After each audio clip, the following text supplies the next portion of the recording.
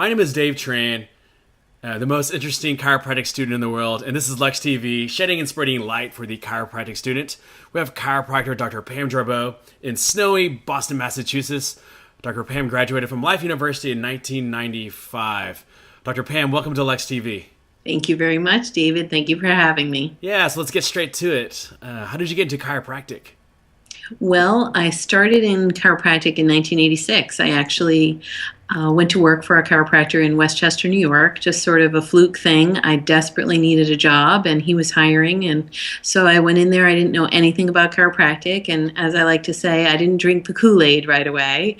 The chiropractor that I worked for was what we would refer to as a rank mixer, or some people would say that he was just doing a lot of different things, but he had such a passion for chiropractic, and I got to travel with him to Marks and Management seminars for many years, and he did a lot of different techniques in his office, and he introduced me to chiropractic principles, which I really liked. I'd always been a philosopher and a poet, and so I found those to be really beautiful and really in alignment with my beliefs, but I wasn't experiencing them in my body, and he ended up bringing me to a chiropractor one day, Dr. Donald Epstein, and I began to get adjusted by him, and within a week I decided to go to chiropractic school because I really felt my first in-body experience as a result of those adjustments. So it was really transformational, and that's how I began my career in chiropractic.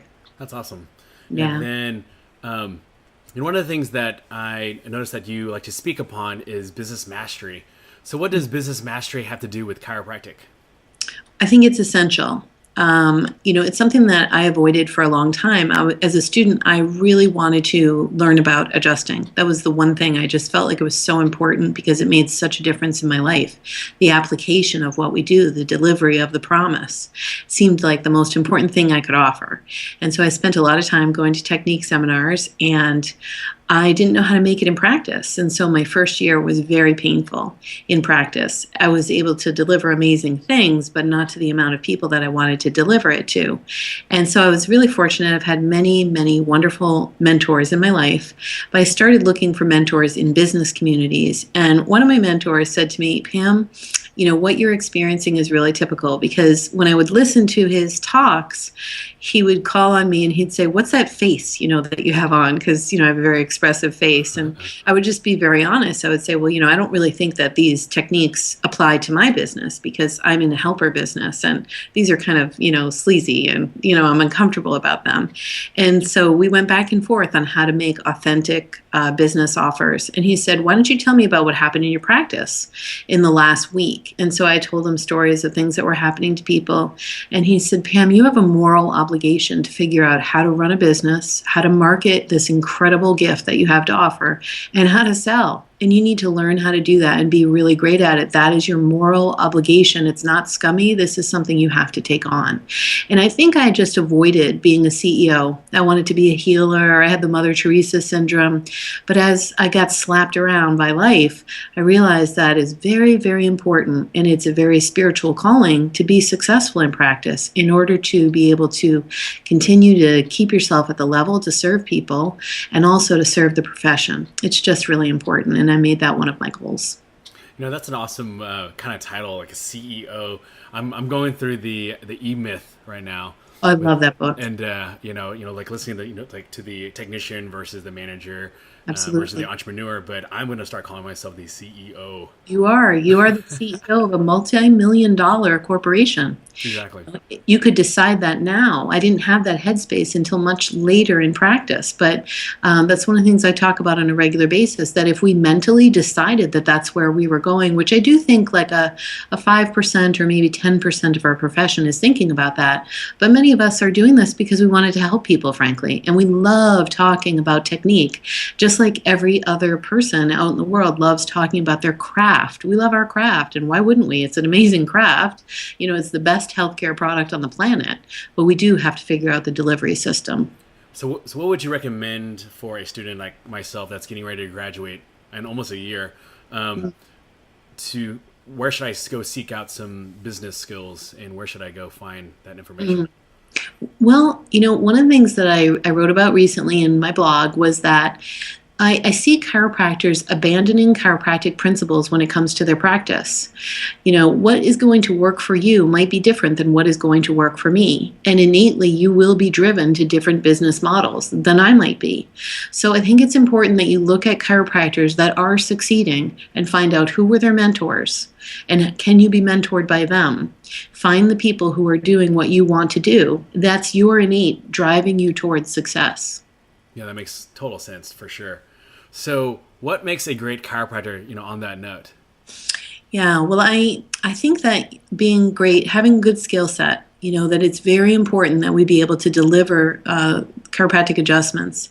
And my take on this is that I have a lot of an abuse in my background. So I was abused. And so when I would get adjusted, first of all, it was really difficult for me to be touched.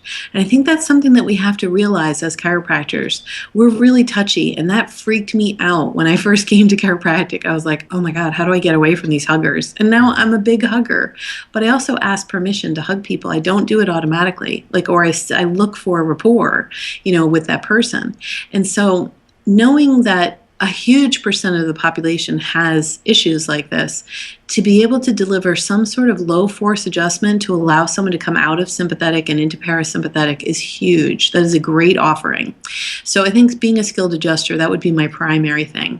My secondary thing is that I think it's really important to have clarity about chiropractic. You must study chiropractic principles. And there are two things that I would emphasize. There's so many principles that I love, but I'm just going to bring it down into practical application. A real turning point for me in chiropractic was when I would say to people, I don't know. And that was so comforting to me. They would ask me about all these other things because people were projecting onto me what I should know as a chiropractor or what I should be doing. And even chiropractors do this sometimes where they're asking me what are you diagnosing or what's going on with cranial nerve 3 or whatever questions they had. And, I really got too comfortable with the point where I was saying, this is my specialty. My specialty is nerve system integrity. That's what I do. So I can't really offer you help in that nutrition department. I can give you anecdotal advice. I can tell you about what's worked for me, but that's not my specialty. I'm not a master in that. And I'm not a master in telling you what breast exams are correct for you or whether or not you should do mammography or thermography. And I don't want to advise in that department because it's not what I do. So really having clarity about what you do and what you offer is a big freedom. And the other thing that I loved, another freedom for me, just in the application of principles, was when I could say to someone, I can't control how your body's going to heal, but what I know for sure is that you're better off with less pressure on your nerve system. And that's just the way, it's just a fact. That's biology in action.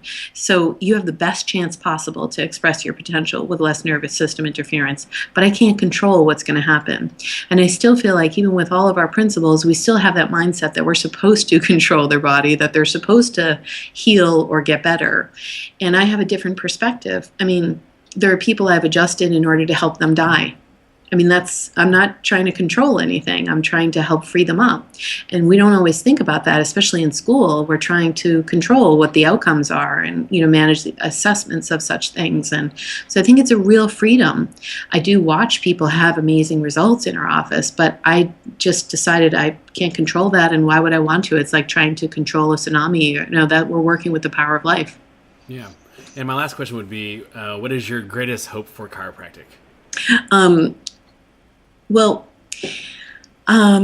My greatest hope for chiropractic is that the planet embody the principles that we're teaching and that, people don't need us anymore.